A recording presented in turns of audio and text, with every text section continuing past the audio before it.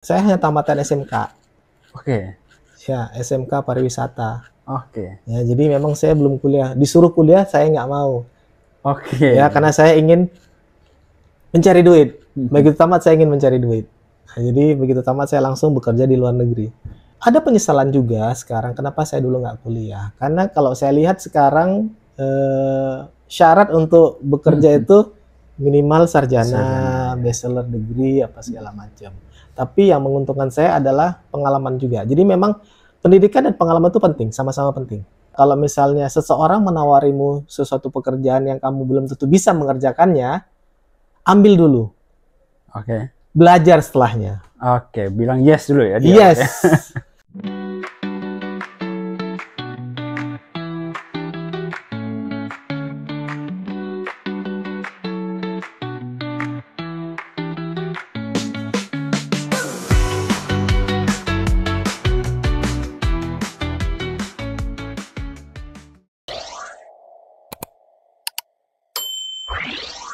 Halo semua, kembali lagi bersama saya G Karno di Budget Talk Podcast, dan kali ini saya mau ngobrol dengan Kakak Boy. Selamat malam Kakak. Selamat malam, G. Thank you so much sudah mampir di base camp ini. Ya, terima kasih sudah diundang. Iya. Saya juga senang bisa hadir di sini. Di Ya. Budget Talk. Mudah-mudahan ya bisa membantu apa yang ingin dicapai oleh podcast ini. Siap. Dan episode ke-7. Jadi kali ini di episode ke-7 lagi-lagi kita, dan saya pribadi juga pengen ngobrol dengan Kakak Boy sebelumnya, beberapa GM, beberapa manajer juga seputaran tentang SDM. Dan ya personally saya senang Kakak Boy bisa hadir di sini. Dan mungkin boleh menyapa teman-teman saya atau ya viewers dan juga para Gen Z ya. Apa nih namanya viewersnya? Apa ya? Kita bilangnya apa? Masyarakat ya. Kan kayaknya kita tidak ada Budget Talk lovers, tapi kita masyarakat aja. Iya, tapi nggak apa-apa, harus dibuat kan. Jadi entah Budget Talk lovers atau itu, jadi ada apa namanya nama fansnya ya gitu kan. Tapi nggak apa-apa ya. Hai semuanya viewers dari Budget Talk ya, Labuan Bajo. Ya, perkenalkan nama saya Boy Gusti Prihandoyo. Saya saat ini bekerja di Local Collection Hotel. Ya, sementara ini saya incas sebagai General Manager di Local Collection Hotel. Tapi saya di luar asalnya luar dari Batam. Luar dari Bajo. Saya tinggalnya di Batam. Gitu. Berarti kakak sudah berapa lama nih as General Manager? Mungkin sebelum di lokal juga atau? Ya, saya bekerja dari tahun 2001 ya di industri perhotelan, hospitality. Jadi sekitar sudah berapa tahun ya? 24 tahun ya, 24 tahun ya. 4 tahun. Memang saya itu bekerja dari awalnya dari bawah.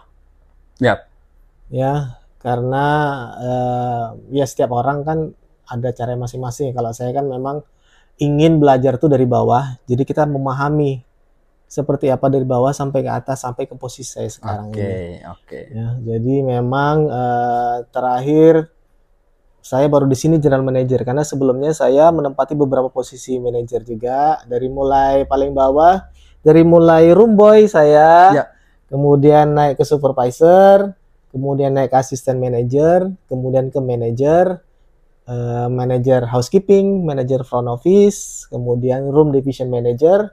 Dan setahun belakangan ini saya sudah dipercaya oleh Local Collection menjadi General Manager. Jalannya panjangnya 25 tahun itu. Panjang 5 tahun. Ya, itu butuh kesabaran, butuh fokus, butuh kerja keras. Berarti sekarang ya General Manager kayak how do you feel gitu? Kayak gimana sih rasanya seorang General Manager gitu, apalagi di Local Collection ya? Ya, tidak ada menyangka ya, syukur ya, puji sama Tuhan bahwa itu tidak lepas dari rezeki ya. Tapi ya itu adalah tantangan dan tanggung jawab sebetulnya. Oke. Ya. Kita boleh senang dengan posisi yang kita dapatkan sekarang, tapi tetap ada tanggung jawab yang besar di situ. Ya. Ya, karena kita memimpin satu hotel, ya, kita harus membawa orang-orang yang kerja di hotel tersebut ke sama-sama menuju kesuksesan untuk hotel tersebut. Karena bisa dibilang saya sebagai nakoda ya, nakoda kapal. Jadi kapal itu sukses, maju tergantung dengan nakodanya. Ya, kalau nakodanya bawanya ke arah yang salah, ya pasti hancur gitu. Jadi memang tanggung jawabnya besar. Ya, tadi kakak bilang tantangan dan juga so far dari dulu ya dari bawah banget sampai sekarang gitu. Saya penasaran sama apa ya? Mungkin 2 hal atau lebih yang buat kakak sampai di titik ini. Kayaknya itu perlu buat saya juga sih, kayaknya buat teman-teman yang nonton juga. Apa sih yang mereka pelajari, apa sih yang mereka pegang gitu dalam proses karir mereka gitu? Ya, sebetulnya gampang ya, sebetulnya simple, cuma kalau dibicarakan simple, cuma kalau jalannya agak susah. Tapi memang apa yang mau kita capai itu kita harus tahu dulu target kita apa nih. Ya, kalau kita punya target, kita akan punya planning untuk mencapai target tersebut. Apa-apa saja mau kita lakukan. Ya, contoh saya dulu target saya memang hanya mencari uang. Awalnya hanya mencari uang, makanya dulu saya bekerja hanya untuk uang. Ya, bekerja di luar negeri di kapal pesiar, fokusnya hanya uang. Tapi setelah beberapa tahun saya bekerja, akhirnya saya mikir, saya nantinya mau jadi apa? Nah, di situ saya pikir bahwa ini ada jenjang karirnya. Saya harus memulai memikirkan karir saya ke depannya seperti apa. Nah, dari situ saya mulai berpikir bahwa oke, saya akan mengejar karir saya. Oke, next step saya apa? Supervisor. Oke, saya akan ke sana dulu. Apa yang harus saya capai? Saya harus bisa menguasai yang posisi saya yang sekarang untuk bisa mencapai level selanjutnya. Setelah bisa mencapai targetnya apalagi, itu yang dikejar untuk dicapai. Apa yang harus dilakukan? Nah, jadi ada step by step-nya dan harus fokus dan kerja keras ya, jangan males gitu. Itu sih. Berarti harus benar-benar bikin plan. Yes. Target dan ada planning untuk mencapai target tersebut. Itu one thing. Mungkin ada another thing gitu kayak bikin plan terus. Saya yakin banyak sih ya yang membuat kakak sampai di saat ini yang kakak boleh spill buat kita. Iya tentu. Itu kan bukan diri kita saja ya. Ada beberapa orang lah yang bisa membantu kita. Kadang-kadang bantuan itu dari Tuhan, tapi ada orang-orang yang kita tidak tahu. Ada orang baik-baik hati. Dulu saya melamarnya di mana, dia menawarkan saya posisi yang lebih tinggi. Nah, itu kan kadang-kadang anugerah ya, rezeki ya. Tapi pernah saya berkata gini, kita belum pernah di posisi tersebut, tapi kita nggak tahu nih gimana, bisa nggak kita melakukannya? Ya kan? Jadi saya pernah membaca itu ada kalau misalnya seseorang menawarimu sesuatu pekerjaan yang kamu belum tentu bisa mengerjakannya, ambil dulu. Belajar setelahnya. Bilang yes dulu ya. Yes dulu, learn setelah itu.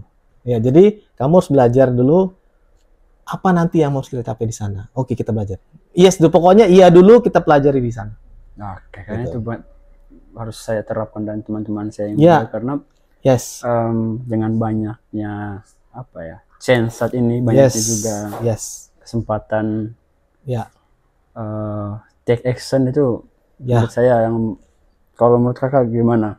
Saya kan sering baca-baca kayak banyaknya penganggur didominasi oleh Gen Z dan milenial dan kalau kakak boleh lihat apa sih yang menjadi core problemnya gitu, mungkin satu gitu. Kalau kita baca sendiri ya, Gen Z itu kan sekarang di berita kita sering dengar lah bahwa Gen Z itu maunya langsung dapat yang dia inginkan. Contoh, dia baru tamat sekolah, ya kan, tamat kuliah, udah merasa, saya harus dapat bekerja di posisi yang manajer nih, dapat gaji lebih tinggi, ya, nggak menyalahin, ya, cuma mereka berpikir bahwa dengan sekolah mereka tinggi itu mereka bisa dapat lebih, ya wajar. Ya. Ya. Dan saya tidak tidak menafikan juga bahwa Gen Z itu orangnya sebetulnya pinter-pinter dan kreatif-kreatif. Oke. Ya kan? Cuma ini satu satu masukan. Semua itu ada proses. Ya. Ya, ada proses, ada pembelajaran. Ya, jadi Oke, tidak oke. ada sesuatu yang instan. Benar. Tidak ada yang Iya, instan. Makanya kamu harus masuk dulu, proses dulu, belajar dulu. Dan kalau kamu ingin mencapai sesuatu yang lebih tinggi, silahkan. iya. Itu Ya. dia. Ya, Prosesnya itu yang paling penting. ya banyak stigma juga kepada teman-teman yang anak muda atau Gen Z itu ya generasi instan. Ya, benar. Karena mungkin pengaruh di teknologi dan sebagainya. Ya. Tapi banyak PR buat saya pribadi dan teman-teman di luar sana. Rasa base-nya di anak manajemen marketing. Yes. Itu mungkin salah satu hal yang boleh saya tanyakan di kakak boy gitu. Ya. Ada satu hal yang paling penting sebenarnya yang saya boleh share kepada teman-teman di sana, yaitu tentang personal branding gitu. Salah satu supaya kita bisa dikenal banyak orang. Kalau dari kakak sendiri ngelihatnya ini seperti apa yang perlu teman-teman anak muda dengan banyaknya lulusan tahun ini, lulusan tahun depan, lulusan kemarin juga yang belum dapat kerja. Ya, tentu branding itu penting ya. Saya sebagai general manager di itu sadar bahwa setiap langkah yang saya ambil itu mencerminkan dari brand yang saya bawa. Ya, brand hotel yang saya bawa. Tapi jangan lupa bahwa ada juga budaya kerja yang harus kita pikirkan di situ. Ya,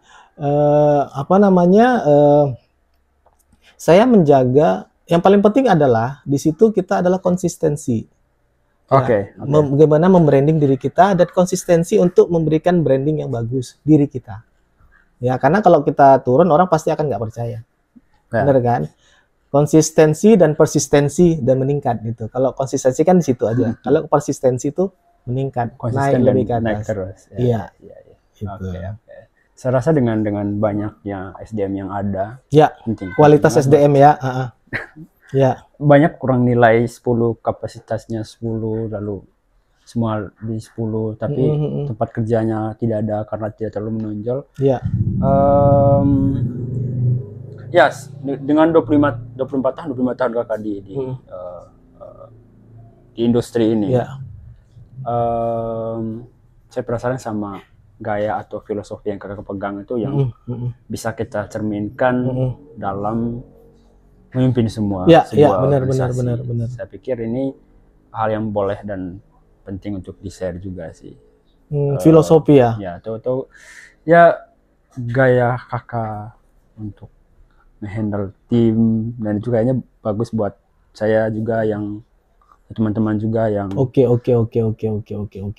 Mungkin how to be a wise leader gitu mungkin. Jadi gini, ya. Bagus juga pertanyaan itu. Jadi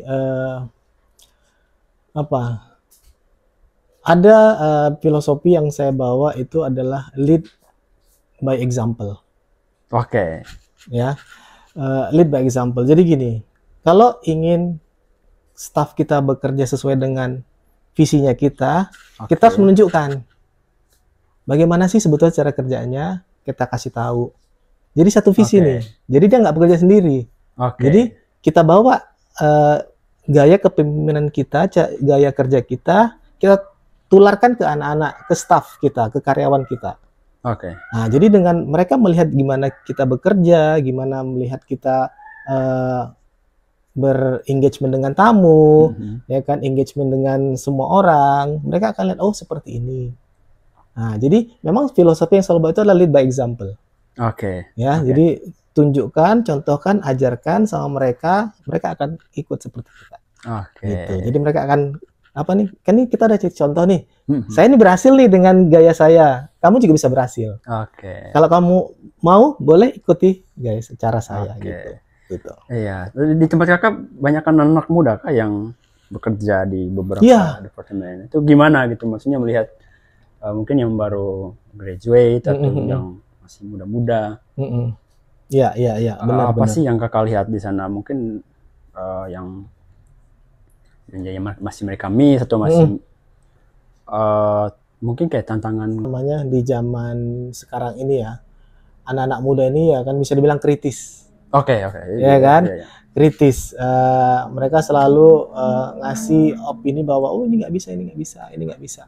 Ya kan? Itu kan selalu kan Iya, kritis. iya. Tapi ya nggak apa-apa. Itu bagaimana sih kita nge-lead mereka, ya, nge-training mereka, ya caranya supaya ya tidak seperti itu gitu ya kan. Contohnya ya, misalnya mereka punya skill di satu tempat, ya kita arahkan skill itu ke situ, ya kan? Jadi mereka itu harus kita arahkan mana skillnya, mana passionnya seperti yang saya bilang. Kan nggak mungkin orang masuk bekerja, masuk saja. Oke. Ya kan? Karena pekerjaan itu harus dicintai untuk bisa berhasil. Tapi kalau enggak, nonsense, bullshit. Kalau dibilang orang-orang lah, ya kan? Jadi memang kamu bekerja, termasuk yang generasi muda ini, mereka harus tahu mereka tuh mau apa sebetulnya. Oke. Passionnya di mana? Jangan hanya asal bekerja. Ya, nggak akan dapet. Oke. Gitu. Jadi saran saya untuk anak muda, kamu pilih dulu, kamu sukanya di mana, passionnya di mana, baru kamu masuk. Kalau kamu belum punya, ya kamu cari tahu apa yang kamu suka. Boleh kamu jalani semua pekerjaan, di mana nanti kamu suka, itu kamu tuju. Gitu.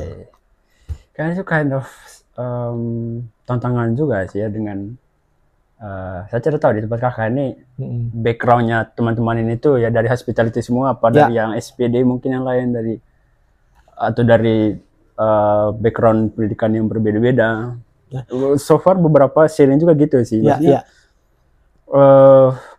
mereka lulusannya dari universitas dengan major ini. Tapi kok bisa masuk di hospitality? Iya. Jadi gini, ya itu yang saya bilang tadi ya kan. Mungkin mereka kuliah atau sekolah, ya hanya yang penting saya kuliah lah, orang tua nyuruh saya kuliah gitu ya kan. Tapi begitu mereka masuk ke industri kerja, mereka baru tahu bahwa oh ternyata passion saya di sini. Ya. Passion saya di sini, atau mungkin mereka dulunya awalnya tidak pengen masuk kerja di hotel, tapi setelah masuk di hotel ternyata cocok. Nah, jadi lanjutlah mereka kerja di hotel. Tapi memang kebanyakan, mostly orang yang bekerja di hotel backgroundnya adalah hospitality. Sekolahnya di pariwisata, di perhotelan, karena ada basicnya, mereka tahu cara kerjanya. Nah, kalaupun tidak ada, itulah tantangan dari hotel tersebut, bagaimana menginfluence, mengetrain gimana supaya mereka mengerti bagaimana sih kerjanya hotel. Gitu. Ya, jadi hotel ini tidak menutup kemungkinan hanya orang hotel saja, hanya background hospitality saja bisa bekerja. Tapi berbagai background asal ada kemauan. Ya, karena contoh kayak local collection sendiri ya. Kenapa namanya local collection? Karena local collection ingin mengangkat karyawan-karyawan lokal, sumber daya lokal yang ada di Labuan Bajo. Ya, boleh dicek. Mungkin kita salah satu hotel lokal, hotel yang karyawan lokalnya paling banyak, hotel dari luar Labuan Bajo ya. Karena kalau hotel Labuan Bajo sendiri mungkin ya pasti ya kan. Kita dari luar, tapi owner kita tuh ingin lokal sumber daya yang dinaikkan. Sesuai namanya ya? Iya, sesuai dengan namanya. Itulah paling banyak. Karyawan itu paling banyak dari karyawan lokal. Gitu. Walaupun mereka backgroundnya macam-macam nih. Fresh graduate yang tidak ada pengalaman, nggak apa-apa. Yang penting ada kemauan belajar, kita ajari, dan sebagian besar itu bisa dan berhasil. Hanya sebagian orang yang tidak berhasil, kenapa? Ya itu tadi saya bilang, nggak ada passionnya, nggak dapet, dia mau kerja saja tapi passionnya nggak ada, akhirnya dia gagal. Iya. Kayaknya ini penting sekali sih buat teman-teman saya yang sedang menulis CV saat ini, sedang menulis persiapan berkas-berkas untuk melamar kerja. Pengalaman kakak selama mungkin bukan hanya di local collection saja, sebelumnya saya ada bekerja di 10 hotel lah. Apa ya, something krusial yang di awal mereka apply untuk kerja itu apa sih yang sebenarnya perlu diperhatikan, dan apa yang banyak di miss sama teman-teman job seeker ini? sebetulnya kalau dari sisi HR ya memang kebanyakan yang dilihat itu adalah biasa kalau kamu lihat tuh ada persyaratan ya kan, berpenampilan menarik ya kan, kemudian pengalaman minimal 2 tahun ya kan. Tapi bagaimana dengan orang yang tidak pengalaman gitu? Nah itu makanya tadi penting juga CV. Kadang-kadang CV ini jangan hanya nama saya ini, saya ini. Kamu juga harus tulis apa objektif kamu, apa keinginan kamu di masa depan kamu, apa, tulis aja di situ nggak apa-apa. Misalnya saya ingin menjadi bekerja di manajemen perhotelan dengan background ini, dan saya ingin belajar, kamu tulis apa yang ingin kamu di situ. Jangan hanya nama, alamat, ini dah, no. Jadi kamu harus tulis juga. Misalnya ada on job training di mana, bekerja di mana, terus achievement kamu apa yang sudah kamu capai. Jadi orang akan ngelihat CV kamu, wah menarik ini ya, ini anak achievementnya udah ada dan apa yang dikerjakan itu harus lengkap. Jadi situ jadi bahan pertimbangan HR untuk, oh kita coba panggil anak ini, kita lihat. Yang paling penting itu apa? Panggil dulu. Kalau kita ngelihat CV-nya menarik, pasti kita panggil. Ya, walaupun dia bagus, CV-nya tidak menarik, nggak akan dipanggil. Iya. Jadi minimal di Canva ya, apa ngeditnya apa. Buat CV yang bagus, gambar yang bagus, yang profesional, tulisannya fontnya juga tertulis rapi, educationnya tertulis rapi, terus achievementnya apa, kalau belum ada pengalaman pernah bekerja di mana, atau pernah ikut bekerja walaupun casual, daily worker, put it. Dan kamu tulis apa-apa saja yang kamu pelajari di situ, tulis saja. Ya, jadi mereka tahu bahwa kamu tuh dapat sesuatu dari training ataupun dari casual atau dari worker. Jadi orang tahu bahwa kamu tuh sudah melakukan sesuatu. Tuh, ya. Kayaknya ini penting sekali. Iya, jadi jangan hanya tulis nama, alamat gini, selesai. Kerja di sini tahun sekian, udah. Jangan, harus tulis apa yang dibuat dulu, kerjanya apa yang sudah dicapai. Kayaknya ini penting buat saya dan 2 teman saya lagi. Iya, gitu. 2 tahun lagi kita akan melamar. Ini banyak tutorial di luar sana yang bisa untuk nge-share. Dan ya kali ini langsung dari industrinya. Ini kayaknya perlu diperhatikan dengan baik kayaknya poin-poin yang tadi kakak sampaikan. Ya, kalau emang apa ya dicoba ya, mungkin dicatat atau diimplementasikan ya, karena kebanyakan dari pengalaman saya itu sih berhasil ya, berhasil. Oke Kakak Boy, nah di luar sana banyak sekali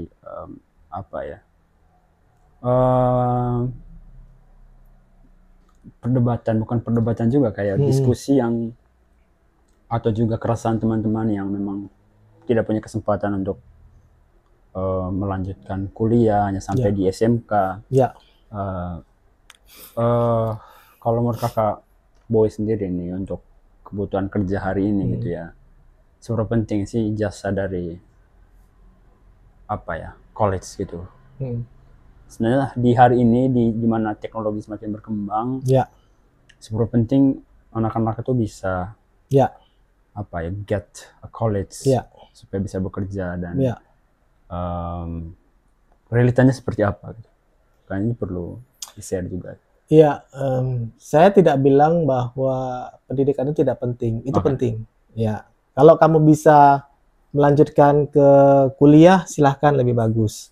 Ya, S1, S2, S3 silahkan kalau mampu. Ya, kalau saya dulu jujur saya hanya tamatan SMK. Ya, SMK pariwisata. Ya, jadi memang saya belum kuliah. Disuruh kuliah saya nggak mau. Ya, karena saya ingin mencari duit. Begitu tamat saya ingin mencari duit. Nah, jadi begitu tamat saya langsung bekerja di luar negeri. Ada penyesalan juga sekarang kenapa saya dulu nggak kuliah. Karena kalau saya lihat sekarang syarat untuk bekerja itu minimal sarjana, bachelor degree, apa segala macam. Tapi yang menguntungkan saya adalah pengalaman juga. Jadi memang pendidikan dan pengalaman itu penting, sama-sama penting. Ya, kalau kamu bisa kuliah, terus kamu bekerja akan lebih bagus. Ya, kalau kamu misalnya tidak bisa kuliah atau tidak sanggup bekerja, ya, karena pengalaman kerja itu yang paling penting. Kalau kamu tidak ada pendidikan tinggi ya, kalau kamu pendidikan tinggi kamu bisa kerja dimanapun, ya, ada pengalaman akan lebih bagus. Tapi pendidikan tinggi tidak ada pengalaman juga zaman sekarang kan susah juga cari kerja, Iya, bener kan? Bener. Karena banyak juga katanya Iya, saja ada iya. pengangguran.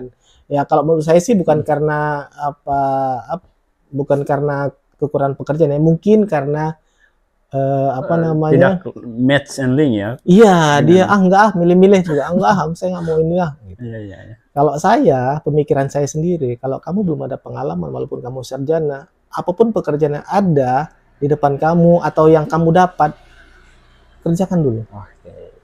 Ya. Ya. Dan kata Sambil lain, kamu mencari pekerjaan lain yang cocok dengan kamu, setidaknya kamu bekerja ada pengalaman. ya. Gitu. Ya, ada prosesnya. Jadi tidak seperti yang kita omongin tadi, Gen Z maunya posisi begitu tamat saya S3 maunya manajer dengan gaji 50 juta. Waduh. Gitu. Oke, saya pribadi juga begitu sih, pengennya kerja yang cepat-cepat, part of Gen Z, ya, sifat-sifat dasar. Iya, saingannya orang-orang yang sudah pengalaman kerja banyak gitu ya. Mungkin saya karena pengalaman saya makanya saya masih dipakai bekerja di beberapa hotel.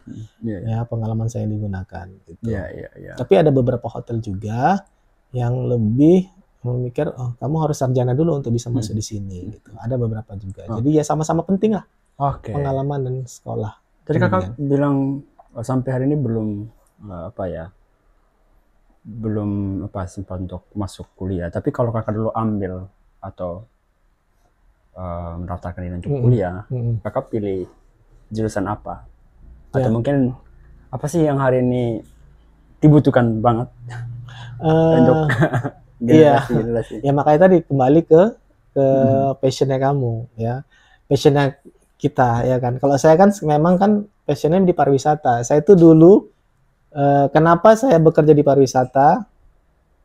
Saya bilang saya ingin keluar negeri. Oke, itu. Tapi saya nggak punya uang. Bagaimana cara saya kerja di luar negeri dengan saya tidak punya uang? Akhirnya saya kerja di luar negeri lah, ngelamar kerja di luar negeri. Ya sudah, akhirnya saya ngelamar kerja di luar negeri. Saya dapat dan saya suka ternyata itu. Oh, berarti pariwisata memang cocok dengan saya karena kita bekerja di industri pariwisata paling gampang keluar negerinya. Gitu, paling gampang karena industri pariwisata di mana? Hotel di seluruh dunia ada banyak. Iya.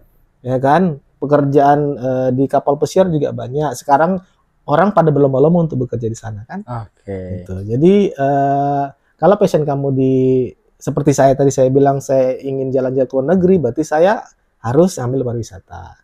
Kalau misalnya ada orang yang passionnya ingin kerja jadi pegawai negeri, ya ambillah bagian ini pegawai negeri. Jadi sesuai passion aja. Iya. Gitu. Passion kamu di mana, kamu ambil di situ.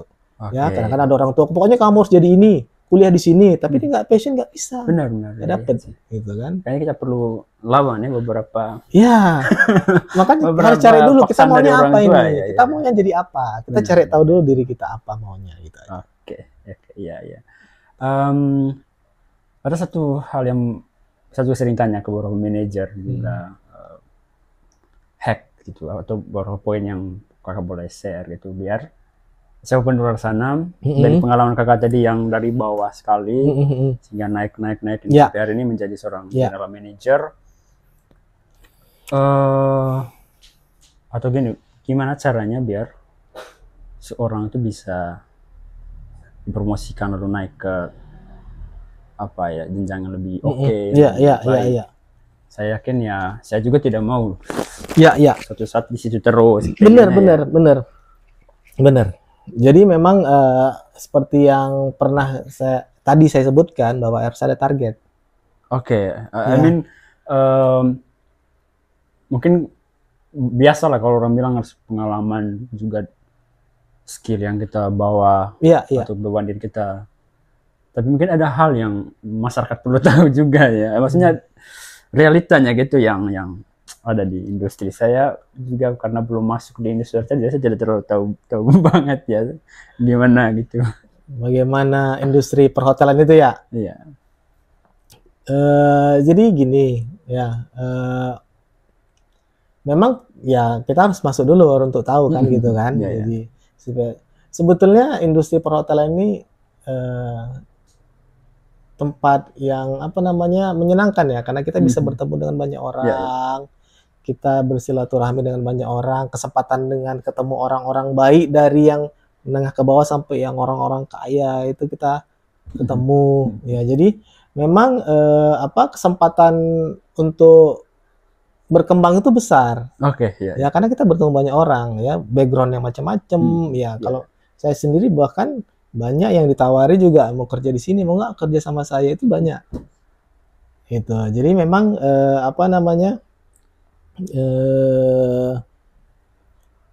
pengetahuan, skill dan komunikasi, engagement sama tamu itu penting di dunia perhotelan ini, hospitality ini. Oke. Ya itulah yang kita jual kan. Memang kan service, pelayanan, ya orang senang, orang datang, orang senang, dia akan datang lagi dan akan ingat sama kita. Oke. Mungkin satu hal juga kayak buat networking. Ya. Itu juga penting buat teman-teman saya di luar sana. Iya. Ya, by pengalaman dia punya, lalu kemampuan yang dimiliki. Mungkin banyak yang kenal banyak orang tapi dia tidak punya base experience, dia tetap tidak dipakai. Iya, benar. Dia kenal banyak orang. Benar. Jadi memang networking itu yang dibilang tadi penting juga ya, karena kita nggak tahu ya, bahkan beberapa pekerjaan itu kita ditawarin ya, itulah dari networking tadi. Kita ketemu orang, dia ketemu orang lain dan nanya, ada nggak orang yang begini? Oh, ada tuh teman saya. Nah, itu bagian dari networking tadi. Kenalan sama orang, buat networking yang luas. Jadi kita akan dikenal orang luas dan orang kalau akan ingat kita selalu. Apapun nanti ada opportunity di luar sana, dia akan ingat kita. Ya, itu dia. Gitu. Kembali aja ya, bagaimana orang bisa melihat kita ya. Iya, benar. Karena itu ya tadi branding tadi kan, kembali ke branding seperti kamu diri apa, kepada tamu seperti apa, kepada karyawan seperti apa, karena itu akan jadi bahan cerita mereka. Gitu. Ya sih. Oke, kalau tadi kayaknya yang kakak share itu kayaknya banyak poin-poin yang boleh saya sendiri ambil juga. Dan ya bonusnya buat teman-teman yang menonton kita pada malam hari ini ya. Ya mudah-mudahan lah ada gunanya ya, ada masuknya buat mereka bahwa walaupun sedikit ya setidaknya adalah kasih insight seperti apa dan bagaimana sih industri perhotelan, bagaimana cara masuk ke industri perhotelan, bagaimana bekerja di sana, terus kalau mau mencapai posisi sesuatu harus apa yang harus dilakukan. Ya mudah-mudahan bisa membantu. Ya, jadi sedikit banyak bisa membantu orang untuk bisa masuk ke industri perhotelan ini ya, karena emang luas sekali ya. Benar. Banyak sekali opportunity di hotel ya. Kalau kamu ingin bekerja dimanapun, paling gampang itu di industri perhotelan. Ya, contoh ya. Saya mau coba kerja di Jakarta. Saya ngelamar kerja di Jakarta, di hotel banyak. Diterima, berangkat. Saya ingin kerja di Bali ya, kamu ngelamar kerja di Bali, dapat gitu. Jadi enak jalan-jalan deh, kan dibayarin. Gitu loh. Berarti kakak dari 2001 atau 2000 ya? 2001 mulai bekerja. Kakak lihat dulu dan sekarang gitu ya, dari pandangan kakak ada gap atau bedanya gimana ya? Yang hadapi dulu dan sekarang. Iya. Sekarang perbedaannya karena sekarang kan sudah mulai di digital ya.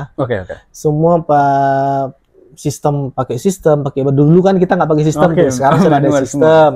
Ya kan, sekarang juga makin canggih, ada sistem yang self check-in. Beberapa hotel sudah ada self check-in, tapi yang paling penting menurut saya adalah personal touch dari pekerja itu sendiri. Ya, ada hotel yang bisa kita datang check-in, komputer, kunci langsung masuk. Cuma kan tidak ada engagement dengan personal service dari karyawannya. Digital, teknologi penting, tapi tetap harus ada personal touch dari orang yang lain. Karena orang masuk hotel itu ingin dilayanin. Kalau semua hanya sistem tek ini, siapa yang layani saya? Gitu. Ya, jadi tetap teknologi penting untuk mempermudah kita bekerja. Ya, gampang. Dulu kita pakai kunci, sekarang udah pakai tab. Ya kan, dulu sistem ditulis, sekarang sudah di sistem masukkan, posting, selesai. Ya, kalau dulu tidak. Jadi sekarang sistem bagus, teknologi bagus untuk membantu kita, tapi tetap harus ada personal touch-nya dari Sebenarnya. manusianya tadi. Benar, Gitu. ada sentuhan-sentuhan budaya. Iya, benar. Jadi Sentuhan budaya agak beda lah. Iya, Hotel Labuan di Dubai Bajo beda di juga sini ada. kan. Bali Di beda. timur, di Labuan Bajo dengan senyumnya yang sangat manis orang-orang sini kan. Itu diakui sama tamu-tamu bahwa Oke. orang-orang timur tuh senyumnya ramah banget, Oke. hangat banget gitu loh. Itu kemarin saya baru ngobrol sama tamu, ada tamu bule. Mereka tuh senang di Labuan Bajo ini karena orangnya senyumnya ramah-ramah gitu dan ngomongnya juga lembut-lembut katanya. Oh iya, iya memang kalau daerah timur tuh emang lebih hangat senyumnya. Akhirnya saya ngomong sama mereka begitu. Jadi ya itu ada kelebihannya dari warga di sini. Jadi tolong ya itu tetap dipertahankan. Oke, itu dia. Ada nilai plusnya. Oke. Iya. Manis senyumnya katanya. Iya, iya. Saya lihat juga begitu sih. Iya, iya, iya. Oke, tapi kedepannya kalau kakak boleh lihat like 5 or 10 years or maybe more, industri hotel itu seperti apa gitu? Kayaknya perlu generasi-generasi saya atau yang di bawahnya perlu lihat industri hotel ini seperti apa kedepannya dan mungkin Iya, iya. di Labuan Bajo kan bukan hanya industri hotel saja kan, Iya. hanya industri lain juga. Tapi kalau kakak lihat kedepannya seperti apa dan apa sih yang boleh kita take action preparation gitu? Iya, kalau saya sih ya sayang banget ini Labuan Bajo tuh daerah yang sangat indah ya, sangat indah. Potensi pariwisatanya masih bisa berkembang lebih jauh lagi. Dunia pariwisata bisa berkembang. Kalau dunia pariwisata berkembang, SDM-nya juga pasti bisa berkembang, lapangan pekerjaan banyak terbuka. Oke. Ya, saya sih berharap ada campur tangan pemerintah untuk meningkatkan ini. Oke. Ya, mempermudah baik investasi ya kan, mempermudah penduduk dari Labuan Bajo atau Manggarai ini untuk mencari kerja, membantu atau kalau perlu buka kelas training buat mereka. Oke, oke. Ya, training hospitality 3 bulan, 6 bulan pemerintah yang buat. Jadi setidaknya masyarakat yang mau bekerja di hotel sudah ada basic training karena kadang-kadang kan orang kan mengeluarkan biaya, kadang-kadang ada yang nggak punya biaya tapi pengen. Ya itu saya sih berharap ada campur tangan pemerintah untuk bisa membuat itu sumber daya manusia yang ada di sini itu lebih tinggi lagi karena potensinya lebih besar. Saya yakin kedepannya juga hotel-hotel akan tambah lebih banyak di sini dan membutuhkan karyawan. Jadi kenapa harus ngambil karyawan dari luar kota kalau di Labuan Bajo sendiri banyak? Iya. Gitu. Tapi memang itu butuh training, butuh pembelajaran seperti apa sih dunia hospitality itu. Ya karena penting banget. Setidaknya ada basic dia. Begitu masuk industri perhotelan dia sudah siap kerja. Gitu. Oke. Kayaknya perlu banget di highlight kayaknya. Iya. Saya sih berharap dikembangkan sayang potensinya masih banyak. Coba teman-teman jalan di Pantura Hotel sekarang saat ini sedang dibangun yang baru-baru. Iya. Tuh kan? Itu butuh kayak lebih dari 1.000-2.000 karyawan. Iya. Benar. Ya, kayaknya ini juga jadi keresahan beberapa orang dan saya juga tentang pelatihan. So far memang ada ya kalau saya lihat pelatihan-pelatihan tapi kayak bukan pelatihan sih, lebih ke lomba. Kalau saya lihat juga kayaknya perlu ditambah lagi yang lebih ke fast atau quick kursus gitu. Iya, benar. Dibuat. Benar. Ya, sebetulnya ya kalau memang ada kayak pendidikan, sekarang kan tuh ada tuh pelatihan-pelatihan yang hanya 1 tahun, ya kan, D1, tapi bukan pemerintah punya, kayak swasta punya, ya silakan, cuma kan itu ada biaya. Kalau pemerintah mau membantu, membuka pelatihan, ya kan setidaknya tidak ada biaya yang dikeluarkan. Membantu masyarakat Manggarai juga, Labuan Bajo, untuk bisa dapat pelatihan tanpa harus mengeluarkan biaya. Gitu. Saya sih berharap ya itu sih ya, membantu. Kayaknya masukan ini perlu dimasukkan sih. Langsung yang bersangkutan. Iya, dan juga ya dibantu buat event-event skala internasional di sini gitu. Kita sih berharap di perhotelan ya, makin banyak event yang internasional dilakukan, makin banyak kan wisatawan yang datang kemari, UMKM pasti naik. Benar, ya kan. Kemudian rakyat banyak kerjaan, kemudian bahkan dari yang rental mobil, rental itu semua dapat. Iya, benar. Makin banyak orang datang ke Labuan Bajo, semua akan dapat benefitnya. Ya, dari mulai yang paling bawah UMKM sampai yang pengelola hotel yang atas gitu. Ya, jadi ya buat event internasional orang akan datang, ekonomi akan berjalan. Gitu ya. Thank you so much, Kakak Boy. Ini berat banget ya pembahasan kita hari ini. Tapi ya penting untuk di-share untuk teman-teman. Ya. Sebenarnya untuk saya dan ada 3 teman saya di sini penting sekali. Mudah-mudahan bisa membantu ya. Calon-calon sedikit banyak bisa membantu. Oke, mungkin terakhir nih Kakak Boy, mungkin ada hal yang mau boleh disampaikan atau boleh terakhir di Baju Talk Podcast, kayaknya penting sekali mungkin pesan. Kalau saya sih lebih ngasih semangat, ada spirit bahwa ayo kamu kejar apa yang kamu inginkan, apa yang kalian inginkan, apa yang masyarakat inginkan, ya kan? Kalau kamu punya cita-cita, kamu harus kejar, ya, jangan pernah berhenti. Dan saran saya juga satu adalah kalau kamu sudah mendapatkan kesempatan pekerjaan, gunakan kesempatan itu ya dengan sebaik-baiknya. Bekerja keraslah untuk bisa mendapatkan hasil yang lebih baik. Oke. Ya, karena tidak ada kerja keras, tidak ada yang mengkhianati hasilnya nanti kalau kita kerja keras. Benar, itu sudah pasti ya. Kalaupun orang tidak melihat, Tuhan akan melihat, Tuhan akan memberikan yang lebih buat kamu. Ya, yang penting masih jalan yang benar. Iya, benar. Ya, tuh. Kalau itu dari saya sih. Oke, kayaknya itu sudah full, padat sekali poin-poin dari tadi. Oke, thank you so much Kakak Boy sudah thank you talk untuk mengisi di segmen POV Manager, dan semoga langsung meresap ya di saya dan teman-teman di luar sana poin-poin ini, dan ayo kita jangan menganggur lagi. Ya, semangat bekerja ya. Kalaupun ada passionnya untuk jadi entrepreneur ya silahkan jadi entrepreneur. Buka usaha silahkan ya. Itu dia. Oke, see you, sampai jumpa di next episode bersama Baju Podcast, dan thank you so much buat Kakak Boy. Thank you semua. Thank you ya.